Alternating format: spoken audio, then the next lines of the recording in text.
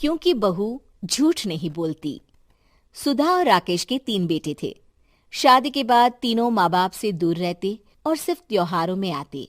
माँ जी, पिताजी, अगली बार आप लोग हमारे घर आइएगा। अरे नहीं बहू, सब यहीं आ जाते हैं तो घर खिला खिला लगता है। हाँ बहू, तू हमेशा बुलाती है तो जरूर आएंगे तेरे पास भी। हाँ हाँ, दीदी का घर बड़ा जो है, सब कुछ अपनी शादी के बाद दीदी को ही तो दे दिया था। हमें भी दिया होता तो हम भी बड़ा घर लेते। क्यों सुनील? अरे नहीं नहीं, पापा ने सबको एक बराबर ही दिया है। छोटी बहू, क्या चाहिए तुम्हें, बोलो। वो आपके सोने की चेन वाली घड़ी है ना, वो अगर आप मुझे, तभी वहाँ मजली बहू भी आ जाती है। और मुझे ना आपका मंगलसूत्र, कितना लंबा, सुंदर और भारी भी है। अरे हाँ हाँ, तुम दोनों को ही दूंगी बहू, चिंता न करो। चलो अब खाना लगाओ, खाना खाया जाए। सभी मिलकर खाना खाते हैं कि पड़ोसन आ जाती है। अरे सुधा बहन, थोड़ी चीनी तो देना, घर में शक्कर नहीं है और मेहमान सर पर बैठे हैं। अरे छोटी बहू, चाची को शक्कर तो दे दो। अरे मजली दीदी, आप दे दीजिए ना, मैं यहाँ कम आती हूँ तो मुझे पता ही नहीं है कि सासू माँ सारी चीजें कहाँ रखती है। और तुम, मैं कौन सा यहाँ रोज शक्कर फाँकने के लिए आती हूँ, मुझे भी नहीं है पता। तभी बड़ी बहू हाथ में चीनी की कटोरी लेकर आती है। चाची, शक्कर आप लोगों का बड़ा सहारा है माँ जी और पिताजी को, वरना हम लोग तो यहाँ रहते ही नहीं।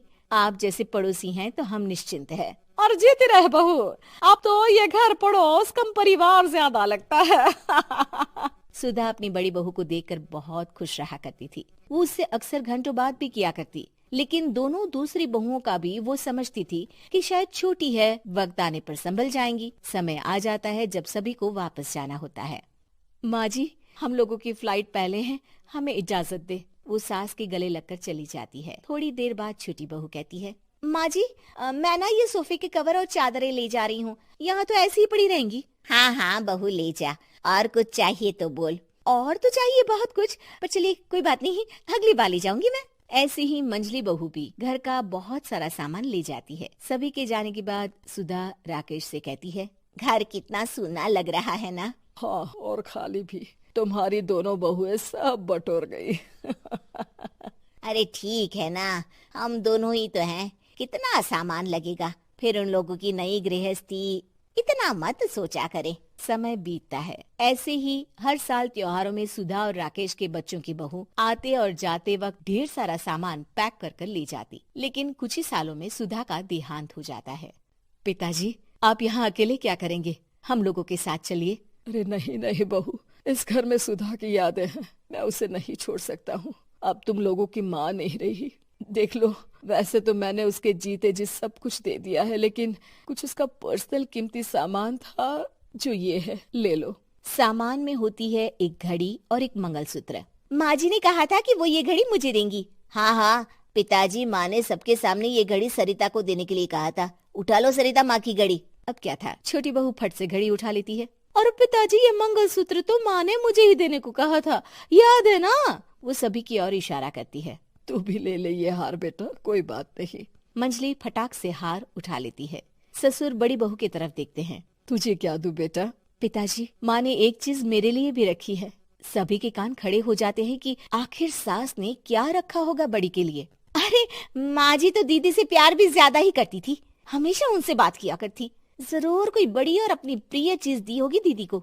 और देख लेते हैं ना, वरना तो हम भी बराबर का बंटवारा करेंगे। हाँ हाँ, कर लेना बंटवारा। लेकिन बड़ी बहू बताओ तो, सुधा ने क्या रखा है तुम्हारे लिए?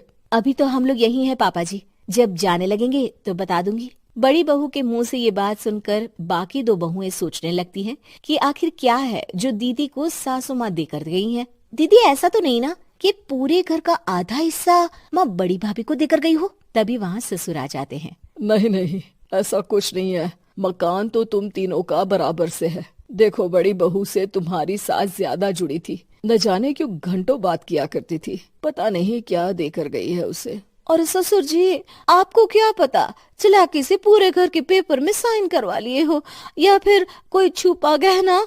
आखिर मकान पूरा तो आपने सासू माँ के नाम ही कर रखा था ना। अब घर में ये सस्पेंस बन जाता है कि आखिर बड़ी बहू क्या लेकर जाएगी। फिर वो दिन भी आ जाता है जब बड़ी बहू के जाने का समय हो जाता है।